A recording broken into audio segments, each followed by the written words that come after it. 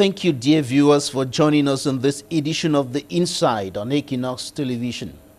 The International Agency for Research on Cancer of the World Health Organization says that cancer is a major public health problem in sub-Saharan Africa, affecting many of the region's 1 billion inhabitants. A new research by scientists of the agency published earlier this year reveals that the disease is among the 3 leading causes of premature death, and of course between the ages of 30 to 69 in almost all sub-Saharan African countries. It further shows that cancer is responsible for 1 in 7 premature deaths overall and 4 deaths from non-communicable diseases. And based on these facts, the International Agency for Research on Cancer concludes and predicts that even if cancer incidence rates were to remain the same, the cancer burden is expected to nearly double in sub-Saharan Africa during the next 20 years as a result of population growth and aging. That means the cancer incidence in sub-Saharan Africa could reach 1.5 million new cases and 1 million deaths by 2040.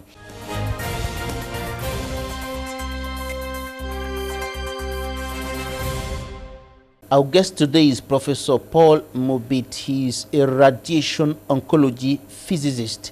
He is the founder and chief executive officer of the Cameroon Oncology Center in Douala, president and chief executive officer of the North American Health Management Associates. Professor, welcome to the program. Thank you very much, Mr. Babila. Happy to be here. Professor, tell us more about the cancer burden in Africa. The International Organization for the Research on Cancer estimate that there are about 800,000 new cases of cancer in Africa. And so it's a huge number, and that, as you indicated, these numbers will probably double in the next 20 years if nothing is done about it. So we have a huge burden in Africa when it comes to cancer. What are the causes of this increasing cancer burden on Africa? In terms of increasing burden, we have the aging population. So if you look at the average age of a Cameroonian or African has increased over the past 20, 30 years with improvement in health systems in Africa.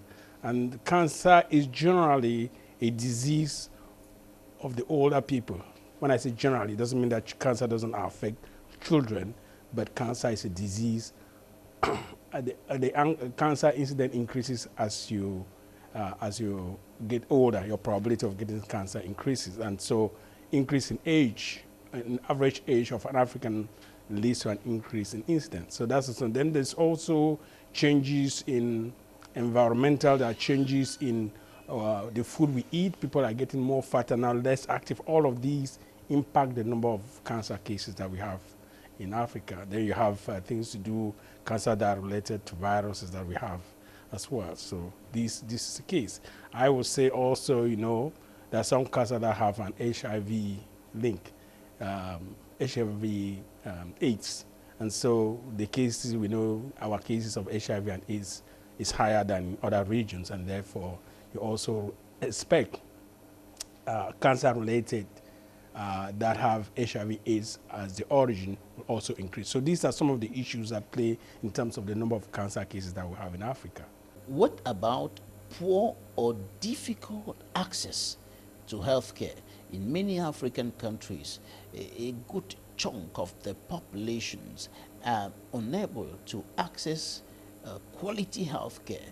In many areas of the continent, in Cameroon and other African nations, there are no adequate health facilities. There are no up-to-date health facilities.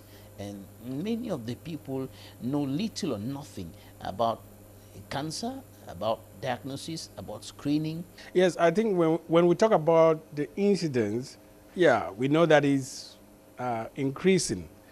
But in terms of the things that relate to diagnosis and treatment, I think that's a separate issue that we can tackle. But in terms of what is happening, in terms of the total number of patients number of patients that are diagnosed or that are expected or estimated, let me say, estimated to have cancer, that number today is much more than, let's say, 20 years ago. So that's a different issue. Access and general healthcare. So when you go into societies, into the developed world where people have access to healthcare, then sometimes this cancer are diagnosed earlier compared to, let's say, Africa, but the incidence will not change. So early diagnosis, you have access to treatment that is sometimes just a modality. When once the cancer stage increases, then we're now talking about multi-modality treatment. And so you might have radiation, surgery, chemotherapy, all of these will be brought to bear. But if the cancer is diagnosed early, then you can usually treat with one single modality. Again, these are just general, specific cancer, we can talk about them differently. Earlier you talked about eating habits as one of the factors causing the increasing cancer burden in African countries. What is wrong with the eating habits of Africans? I would say, in fact, if I think of me when I was growing up in Cameroon, I mean, the food that we eat was less fatty than it is today.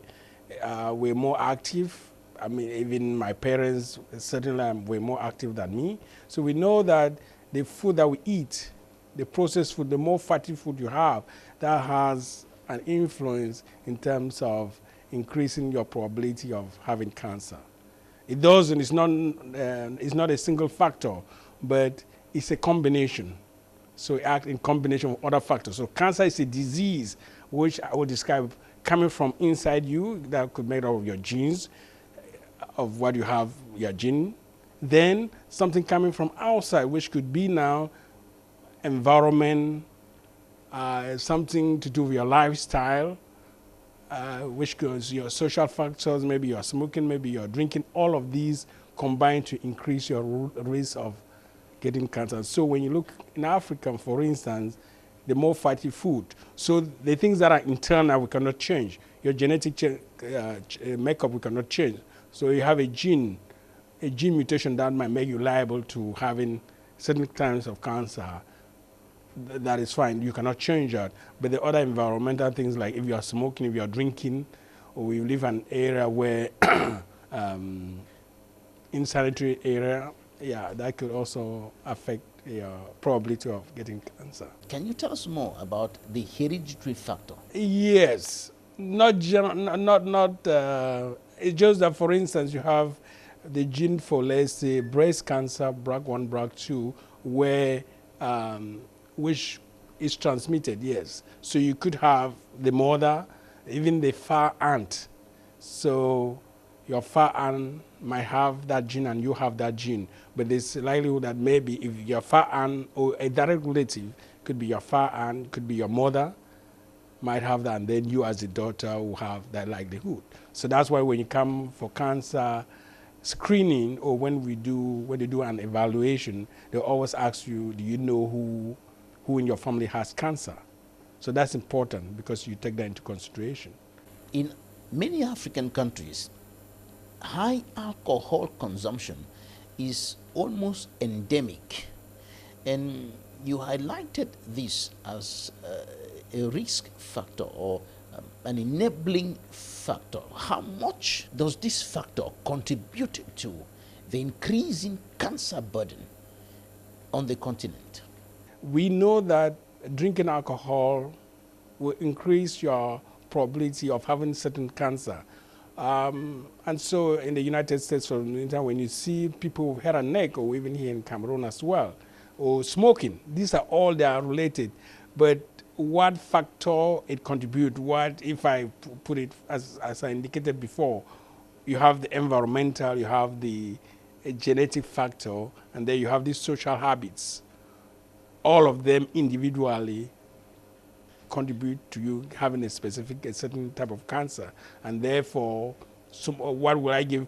What about somebody who smokes and drinks in combination, or somebody who only smokes, doesn't drink, or somebody who drinks but doesn't smoke? So all of that, is that chewing tobacco? Is that cigarette smoking? Is that marijuana, is that all of this? So all of these might contribute differently. What explains the high death rate, the high cancer death rate in Africa? Well, I would say that, in Africa, most of the patients that have cancer are never diagnosed. They die not knowing that they have cancer. If you take the case of Cameroon, if you look at the cancer registry, let's say in Yaoundé and Douala, maybe combined they might diagnose up to maybe 5,000 cases a year, maybe much less. I don't know the exact figure. But if the figure for Cameroon, for instance, the figure for Cameroon, we have about estimated 20 to 26,000 new cases of cancer in Cameroon. And imagine that only maybe 20-25% of them are actually diagnosed, or much less, or even much less than that. That then tells you that you cannot manage something that you don't know it exists, right? So all of those that are diagnosed can be managed.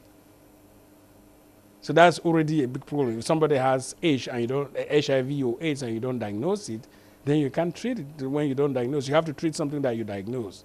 So I say a significant, not just, Cameroon is probably in a better position compared to other African countries where, they have very few tools for diagnosis. And so if you don't diagnose, you cannot manage, or you cannot manage properly.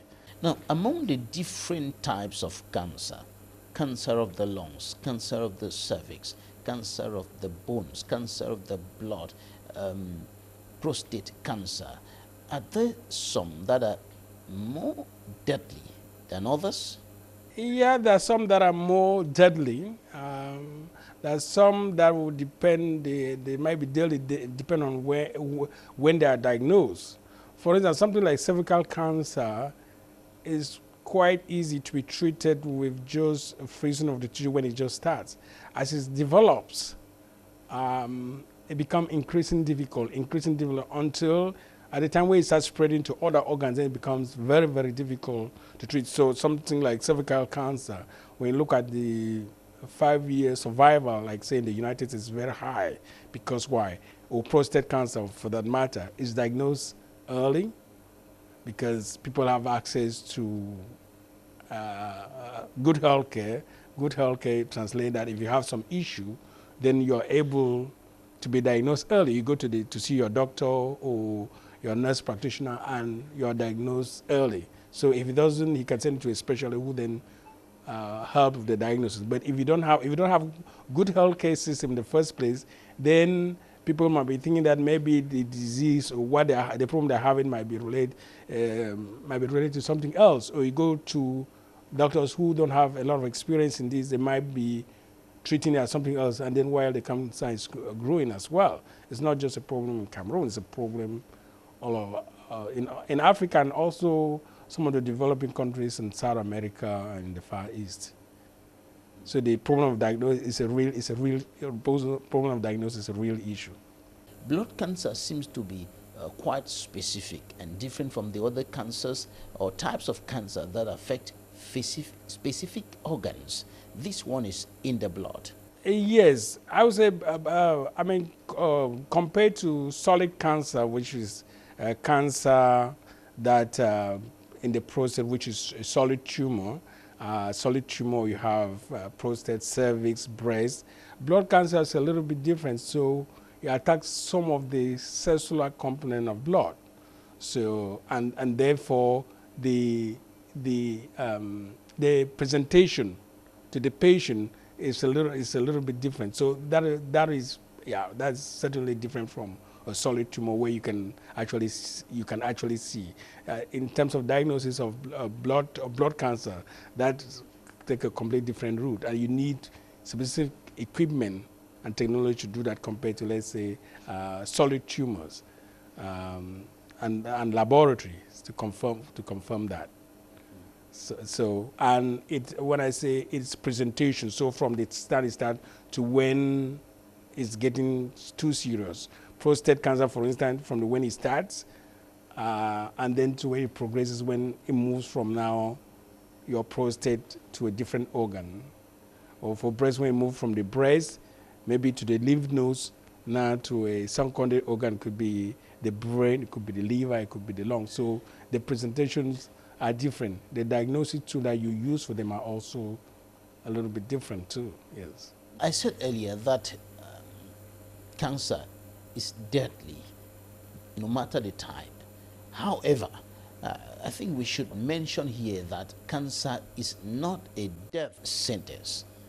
There is hope. Absolutely, cancer is not a death sentence. Some cancers are treated here in Cameroon, and patients go on to die from other diseases. Yeah, some also, and they get killed by the cancer. There's not run away that cancer is deadly, but it depends. That's why I can say that it depends on a lot of things. When it was the type of cancer, when it was diagnosed, and what tools you have to manage the cancer. So if you don't have good tools, you know that this is this cancer. If you don't have the good tools to manage it, you are not able to be successful as well. So it depends. Right now, we go into the newsstands and we will see what the newspapers reported this week in the Republic of Cameroon. Immaculate Fogwe with the press review.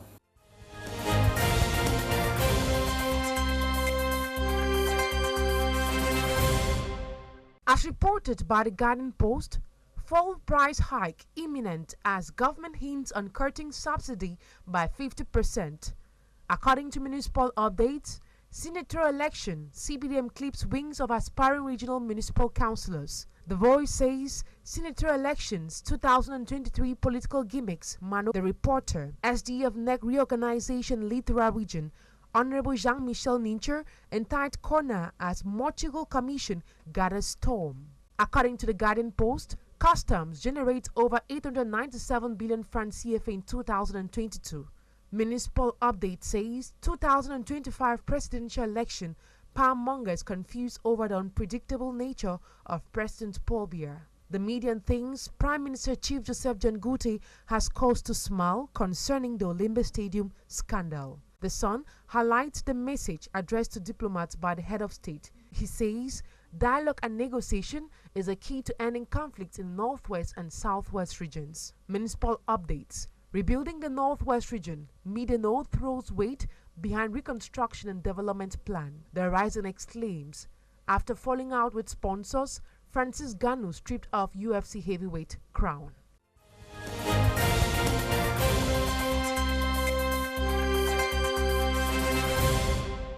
Thank you, Immaculate Fogwe, for the press review. Now, Professor, what are the challenges of cancer management in Africa? As I indicated earlier, the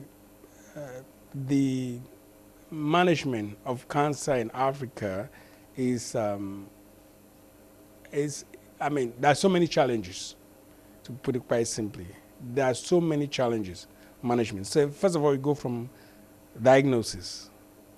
So the key professionals that help in the diagnosis of cancer, are pathologists, okay? So the physician that specialize to look at a piece of tissue that's been taken from a patient that's suspected to have cancer, to look at that under the microscope and to determine what cancer it is and stuff like that. We do not have that. So, for instance, in Africa, they estimate that you have one pathology for maybe 2 million people. In Cameroon, we are lucky. I think we have, from the survey I did, which I wouldn't quite classify scientific, we have about 40 pathologists, but there might be more. There might be more in Cameroon, but in some other countries, I look at Central Africa, there were just 2. In Chad, there were very few. So when you have these are the channels through which cancer needs to be diagnosed. If first you have very few physicians trained, so that's the first issue. First, you have very few patients that are being diagnosed because you don't have the physician. Then you have the physicians. The next thing is you need the technologists or the technicians, if I may call it that way, the technicians, the people that are going to prepare the sample for the physician, the pathologist to read it and interpret it. We have few of those. Then you go to equipment. again, this is just diagnosis. We have very few equipment to actually, equipment in hospitals to actually do, once you have a pathologist. If the pathologist, without his equipment, he's useless.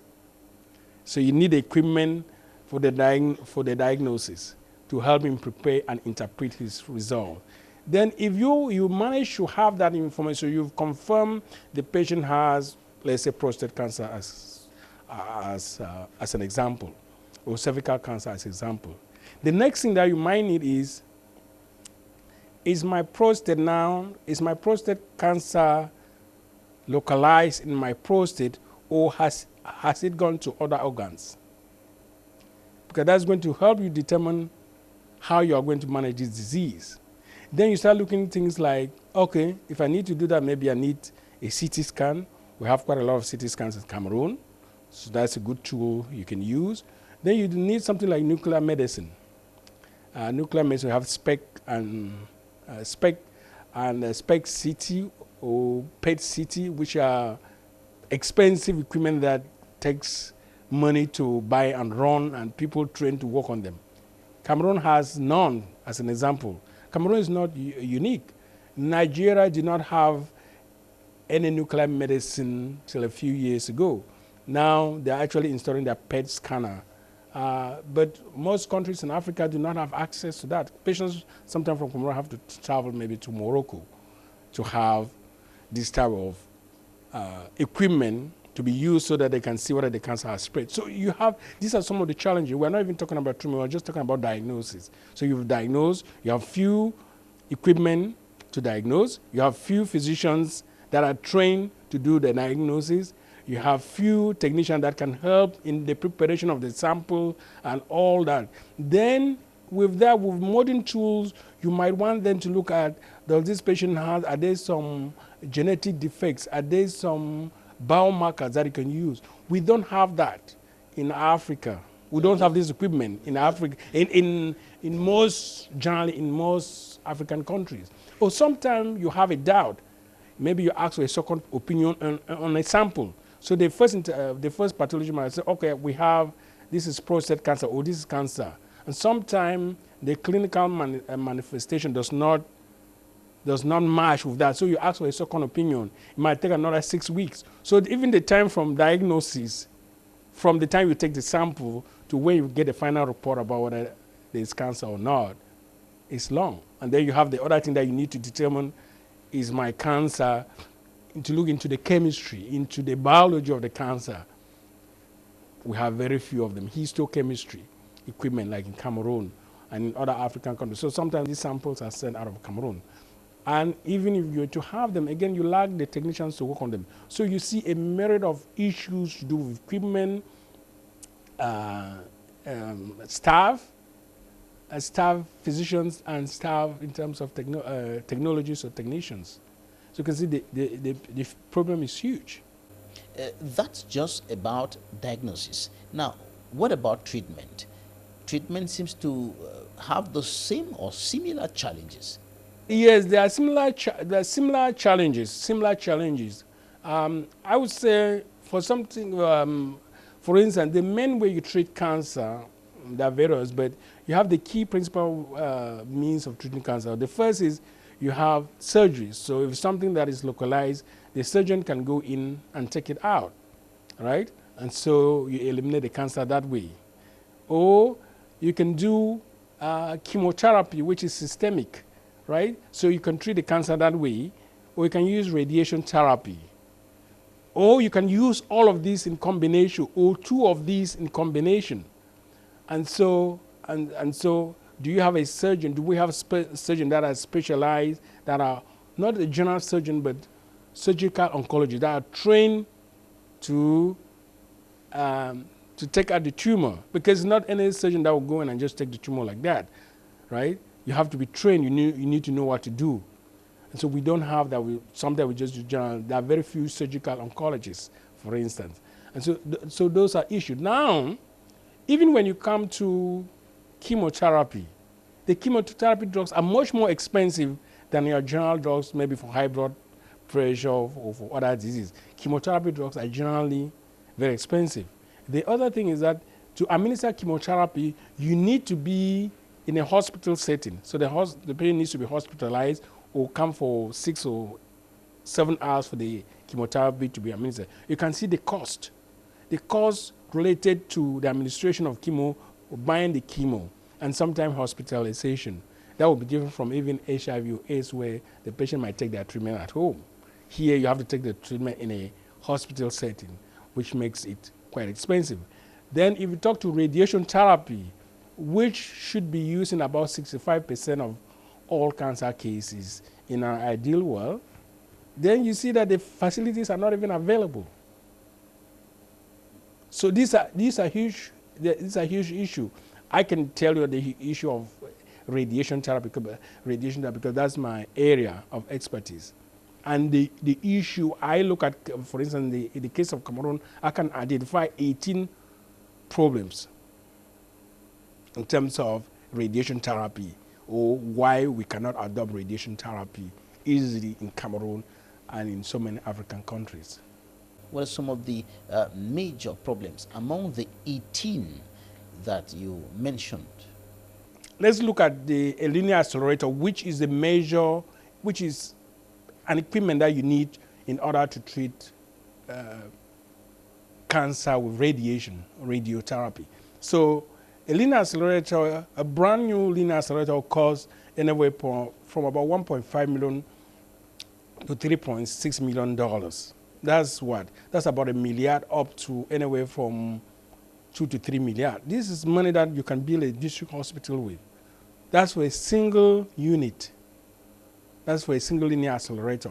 So now imagine in the case of Cameroon or in the case of Chad or which country you might want to pick out, how many of them will afford 3 million, let's just say 1.5 million, maybe 5 or 6 of them for install. The room that we are seeing in is a bunker. This is just single room. This single room, the cost of constructing this bunker where we sit in, actually to here, is actually more than the cost of constructing the whole building, the whole hospital that you can see here of 82 private rooms. Just this, I'm just talking the concrete part, that these 2 rooms cost more than the entire facility, which is about 6,000 square meters. So this is extremely expensive to the room to construct. So you have equipment, it's expensive. The room is very expensive. This is called a bunker. It's not a regular room with a linear accelerator. It's expensive. The linear accelerator, again, it costs, in the United States where I'm very familiar, a linear accelerator, the maintenance cost is about $190,000 a year. That's about 120 million. That could be the budget of a district hospital, of a small district hospital. So you can see there are so many problems. How many of these will you fund in order to provide radiation? That's why you can see that radiation therapy in Africa has been slow to adopt because of this virus. I mean, there are other issues to do with power. This machine cannot be turned off. You can see you can hear the noise. So it needs to be power on, and that power needs to be stable power and smooth power. So imagine here we're in Bonaberry, the light is off, is on, is off, is on. This is not an issue restricted to Cameroon. In other African countries, including Nigeria, maybe not Ivory Coast or Ghana, the power is very, very unstable. And therefore, for instance, here we have a standby generator. Sometimes we might go for 5 days on generator power because there's no power. Or the power is just 2-phase, not 1-phase, not 3-phase. So you have so many issues like that hamper the development of radiation therapy. Then again, you have the specialists to work on this machine. You have the spare parts. So even if you are paying $190,000, this would be US price. Then these parts have to go to Africa. They have to go through custom. It might take 3 days, it might take 4 days through custom, and all of this. And because the custom doesn't know what the linear accelerator, even if we explain, it still has to go through the normal process because the government really doesn't want terrible things to get into the country, so they have to check all of this. So when you look at these, that there are so many issues, and that's why you see radiation therapy or radiotherapy has been slow to be adopted in Africa. From what you have said now, we can quickly conclude that there is need for more investment. Governments of African nations should invest more in the health sector, and particularly in the cancer management, and of course the other health problems affecting Africans at large. Is this the way out? Of course, they need to invest in oncology. I mean, I know a couple of years ago, the presidents or the first ladies of several African countries came together and made a declaration. This was about 5-10 years ago, and that the number of women that were dying from cervical cancer and that radiation therapy should be made available. It was just a declaration, but it doesn't hold much, simply because of the costs that I'm telling you like this. These costs are significant. And so I think that from my experience and talking to people in other countries and looking at it, that the best way for the government to do it, yes, they need to invest in the equipment, they need to invest in people, but they need to create partnerships that way, public-private partnership that can enable others to come in to provide these services that the government, even if you convert the entire health budget of Cameroon for oncology, it will not be sufficient. It will not be sufficient to provide what you ideally need. So, but how do you still treat the patient? That's why you need to adopt partnership or do things a little bit differently. Following the status quo way of doing business will not help Africans. 40 or 48 million francs CFA for treatment is certainly out of reach for many Cameroonians, many Africans who are among the poor, the low-income earners living below the poverty line. That is quite huge. Let's say the case of a linear accelerator, for instance. You have, in order to treat a patient on the linear accelerator, and to do it to the high quality, this patient needs to be CT scanned. Okay, if you just look at the CT scan itself, like in Cameroon, a CT scan might cost you maybe 150,000. Then we have, if the patient is a head and neck patient, they have to use a mask like this so that the patient does not move during treatment, right? And this mask alone costs $100 to transport it here and pay cost. You can see that the cost is high. Then you have the treatment planning. When I talk about the purchase of the linear accelerator, I do not include the cost of the software. The software could cost anywhere from $300,000 to $500,000 that you use to make the program that runs this machine. So there are various costs, and these costs have to be distributed to the patient. So you also have quality control equipment. So if you buy a linear accelerator without the quality control equipment, it's also useless. So for instance, we purchase quality assurance equipment that costs an additional $300,000 on top of the cost of the linear accelerator. All of these things, they need licenses, because that's the way it operates at this high-end, I would say this high-end market. So radiation therapy is an expensive endeavor, but as I indicated, creating partnership between public, private, and some other innovative way, that's the only way I think Africa can solve the problems. Right, we're going to take some interviews right now. Interviews of the week.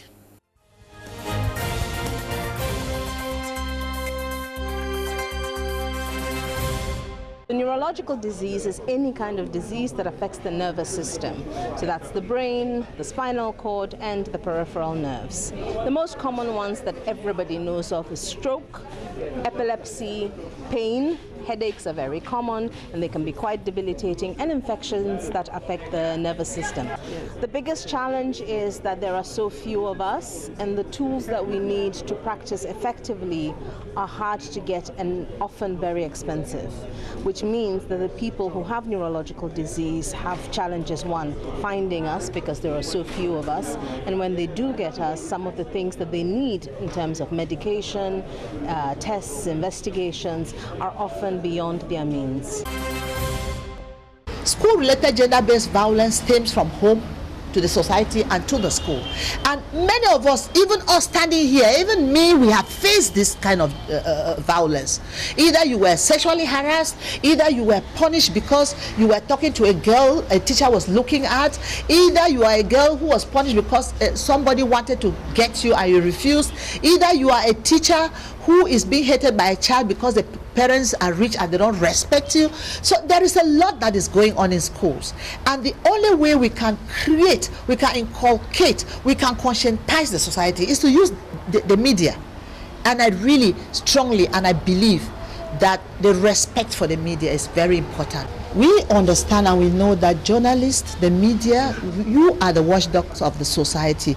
You are the most important personalities in the society. Thus, this work that we are doing today, to work with the media personnel, to see how we can collaborate and propagate messages against school-related gender-based violence. And I must say this, continuously school yourself to be able to do gender-responsive reporting and to help the community to change, because you can change it. As GID, we have different tools and methods that we'll present to you. These tools and methods are those we think are participatory enough, and they can help you also to build your capacity as well as report in a gender-responsive way. So these tools are very important. One of the biggest tools that we want to have is to come out with a forum, a kind of forum together with journalists, where we will be doing continuous exchange, where we will be giving people, empowering people, and also getting feedback from the journalists.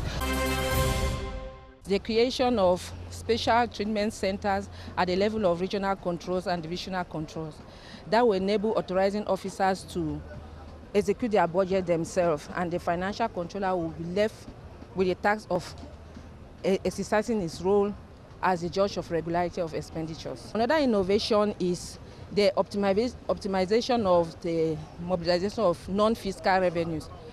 Non-fiscal revenues that are like service revenue, the fluctuation of price of primary consumer goods. And then we know this is as a result, not only as a result of the war between Russia and Ukraine, but also with the present dispensation that we find ourselves. We are just coming from the COVID era. We are still to stabilize the aftermath of COVID pandemic, where we also have a war that is going on. Secondly, most people don't respect the budget execution deadline. Most of them don't want to respect the procedures. Most councils don't know that the budget should be executed from 1st January to 31st of December. Most of them, they incur a lot of delay in the contract and work process, and by the time the contract is attributed, the contractor does not have ample time for execution to take place, and then payment to be done in the system before the 31st of December. When I started at NDI, there were only 4 African countries that were considered democratic in the sense of allowing for political parties to form. And those 4 countries were Senegal, Botswana, Mauritius, and the Gambia. But when you look at Africa today, you can see that well over 12 countries are considered fully democratic, and maybe 18 or 19 others are considered partially democratic, which makes for a total of 30. And I'm extremely proud of the fact that in these 30 countries that have made democratic progress in the past 2.5 decades, the institute that I represent, the National Democratic Institute, has had a lot of engagement in those countries and has contributed positively to the changes that we see in those countries. It's, when you go into a country like South Africa and post-apartheid South Africa in the 90s, and people like Archbishop Desmond Tutu, now of blessed memory, come up to you and say, thank you, NDI, for helping us with Project Vote. helping train South Africans on how to engage in the electoral process, coming after decades of the exclusion of black South Africans in the political processes of their country. In the year 2000, we went to Senegal, and Senegal, like many of the other African countries, had very low representation of women in parliament. And we made the rounds. We went from political party to political party, and we said to them, we can make a commitment to you that if you nominate women to run for political office, we would train those women to be excellent candidates, and we'll make sure that they win their campaigns. And across the board, Senegalese political parties signed a joint agreement without waiting for a law to be passed, a joint agreement saying that they have committed to partner with NDI and that they will nominate at least 30% of women to run for local elections in Senegal in the year 2000. They nominated over 8,000 women. NDI trained all 8,000 women to run for election across party lines, and thousands of them got elected into local councils in Senegal in the year 2000. Today, it's those women who were elected at the local level who are now running for seats in parliament. And when you go to Senegal today, they are very proud of the fact that close to 48% of their representation in parliament is matter of women.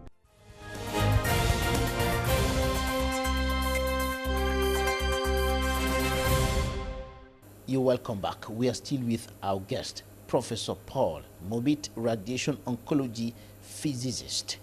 Now, Professor, earlier you talked about the challenge of inadequate equipment as far as cancer management is concerned on the African continent. Now, here at the Cameroon Oncology Center, I've seen at least two heavy and high technology, up-to-date machines, and one of them is the one that's behind you.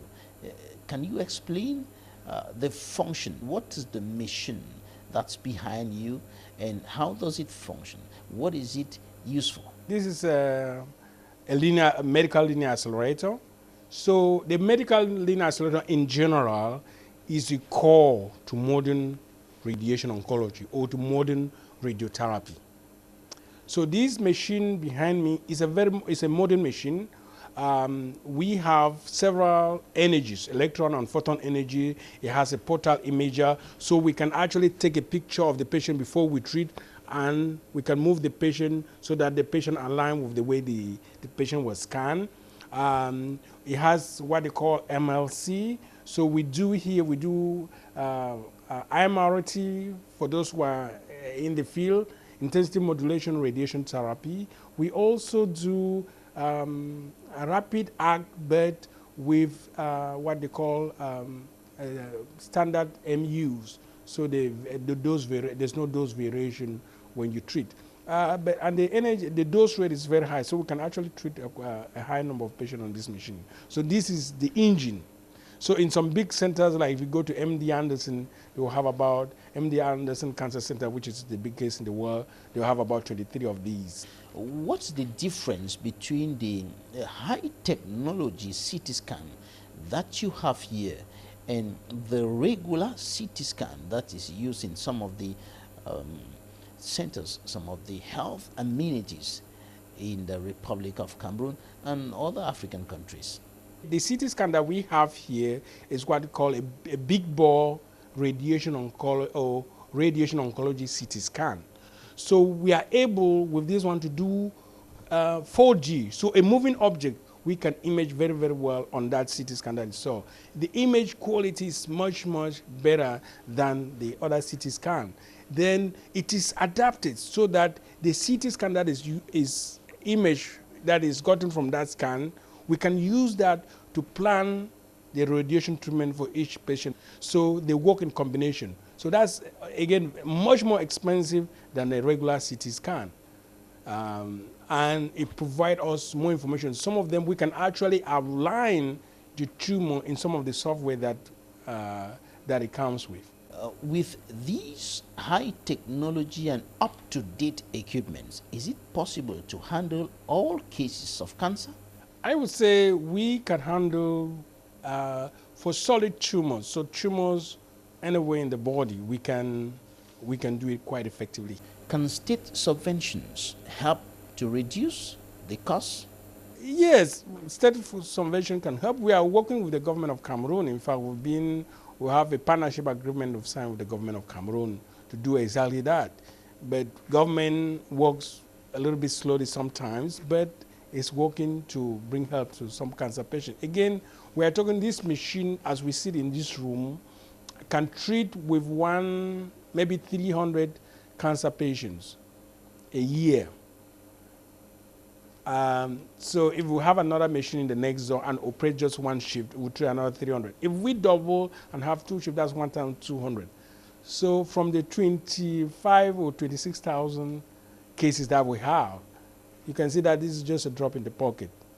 So you need many of these in various combinations in both private and public in order to be able to even make a dent on the number of cancer patients that really need this high-end radiation.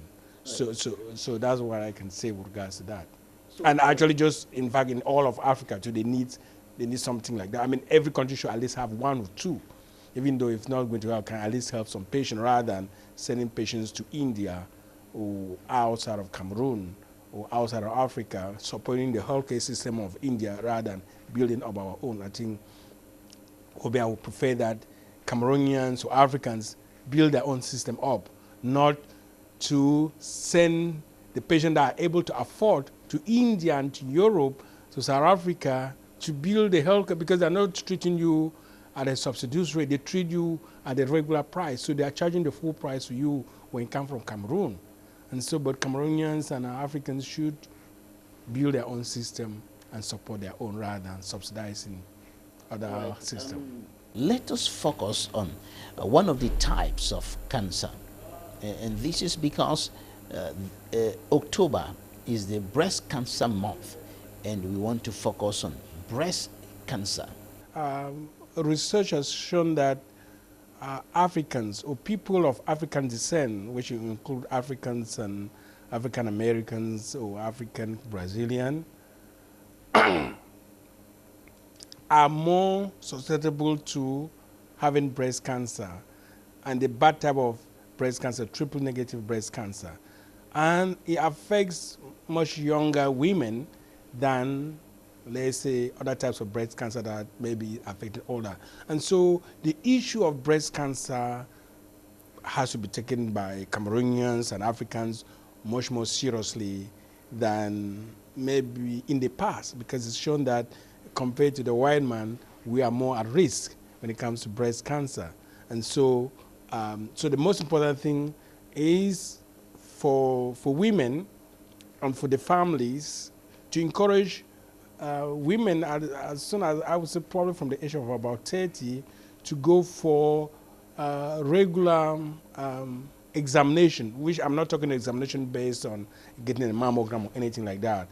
Go to a physician to examine their breasts, know themselves well, do self-examination, look even on YouTube, they have class on how to do self-examination for breast cancer. So they should know their body, so that if there's something abnormal, so they know, then they're able to bring that to a physician who can then look at it and see whether there is a problem. I mean, here we receive, unfortunately, several cases of metastatic breast cancer, and sometimes for women as young as 28 years old, which is sad. You don't generally see that in let's say the United States or in other European countries, but here we do.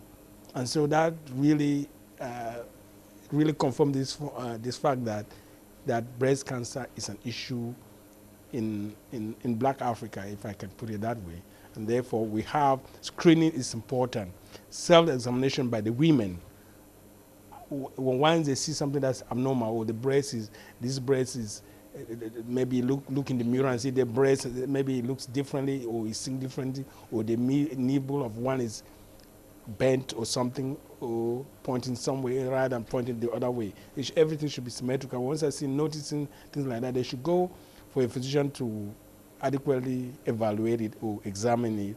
And then if they feel that something, maybe have the patient have a mammogram or ultrasound or MRI or whatever needs to determine whether that patient has breast cancer, maybe a subsequent biopsy. What explains the fact that Africans are more at risk as far as breast cancer is concerned? It's just a genetic, like we indicated previously. It's just something from cancer or something that from within us, which we cannot change. So you cannot change your gene. You are Babla. There's nothing that can you are Babla. I'm Paul, and so my genetic makeup is different from yours. So if my genes, if I'm at risk to certain genes or certain genetic defect, then and so for women, or so there's certain defects, genetic defects, if I may say so, that will that might make some women prone. It's not all women, but just some certain women. But in general, when you look at a population of black Africans, so black or people of African ancestry compared to people of white ancestry or European ancestry, the risk for breast cancer is higher. The other thing I just want to also mention is that for prostate cancer, it's the same issue. So people say, oh, cancer is a disease of the white man. It's not. Prostate cancer, again, we see that the incidence for African Americans is very high. And actually, before they used to think that, oh, the African Americans have the highest rate. But when they started doing research in Ghana, in Ivory Coast, they discovered that no, the Ghanaians, the Ivory Coast, have higher incidence compared to black Americans, right? So their incidence is higher. So you expect the same thing to be in Cameroon. So the incidence of prostate cancer in Cameroon probably be higher than in the US population. And generally will start a little bit at an earlier age as well compared to the US population in general or the black Americans in particular. We are wrapping up this edition of The Insight. Professor Paul Mobit, generally, what are some of the preventive measures that can be respected by all? Well, I think as I indicated before, something within you cannot change. So the things that you can change are the social things that you do. Smoking, if you are smoking, you need to either stop that or reduce. If you are drinking alcohol, again, not taking a glass of wine or maybe an explore here and there, that is fine, but too much of it, then you increase. Weight is also an issue, okay? Weight is an issue. When you are fat, so reduce your weight. Then activity, that's also been shown to maybe reduce your risk of cancer in general. So being a little bit more active than you need to be will be a good thing. And then there are certain things that we know do have certain people. For instance, if you are HIV positive, then there are certain cancers that you are likely to have, and therefore you should be monitoring yourself and taking care of yourself much more than maybe if you are not HIV or you don't live with AIDS. For instance, skin cancer is common with people that are HIV or HIV positive, and so things like that you just need to monitor. If there's an issue, you just then have somebody properly look at it and then evaluate whether it's cancer or not. So I think access to good health care is good, because that will enable you maybe to see if you have something or a skin cancer, that you can easily have somebody look at it and see whether it's skin cancer or something else. Yes. Thank you very much, Prof. Thank you for your time. Thank you. I appreciate it. Thank you, dear viewers, for staying with us. That's it for today's edition of The Insight. Goodbye.